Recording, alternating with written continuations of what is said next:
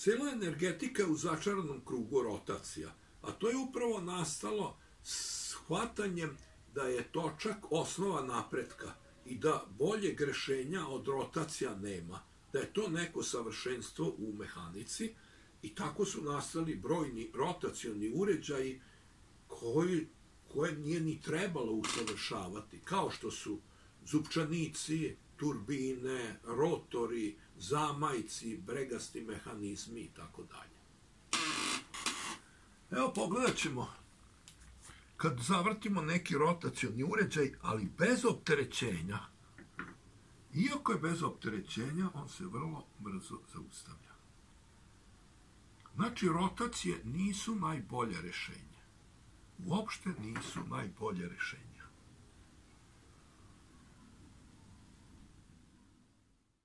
Eksperimenti su dokazali da su oscilacije daleko efikasnije od rotacija i da se može izbeći taj začarani krug koji je sada prisutan u energetici, da idemo na jedno prirodnije rešenje, a to su oscilacije, koje su daleko efikasnije radi uštede energije i proizvodnje energije i ti uređaji se već pomalo i proizvode, bar do sada na stari način, a evo imamo jedno naprednije rešenje, a to je sa elastičnom strukturom, nema ni jedne osovine, nema ni jednog točka. Evo ja ću prikazati, znači sa vrlo malo energije i imamo opterećenje koje ne zaustavlja klatno. Znači imamo 120 kvadratnih santimetara, imamo otpor vazduha i inerciju tog malog krila koje uopšte ne utiče na oscilaciju klatna. Ili neznatno utiče, bolje rečeno, to je vrlo mali potreban energetski učinak da bi stvar funkcionisala i do potpunog zaustavljanja bit će hiljade i hiljade ciklusa. A pokazat ćemo i nove mehaničke efekte, što se kod rotacija neće dogoditi.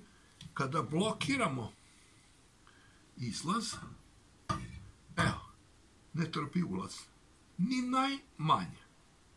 Pustimo, stvar radi. Evo, stvar radi.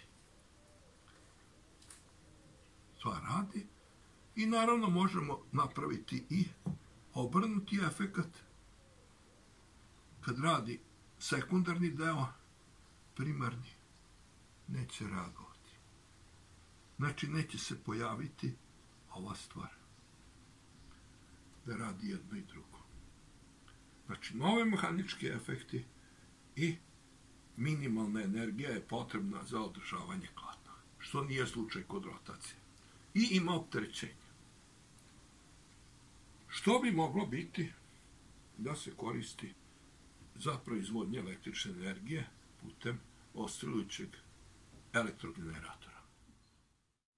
Proizvodnja električne energije može biti na daleko efikasniji način, a to je putem oscilacija sa elastičnom strukturom i magnetima. To je upravo najnovija patentna prijava ovogodišnja, gde se daje tehničko rešenje na osnovu višegodišnjeg iskustva, bolje rečeno na osnovu višedecenijskog iskustva sa magnetima i sa elastičnom strukturom.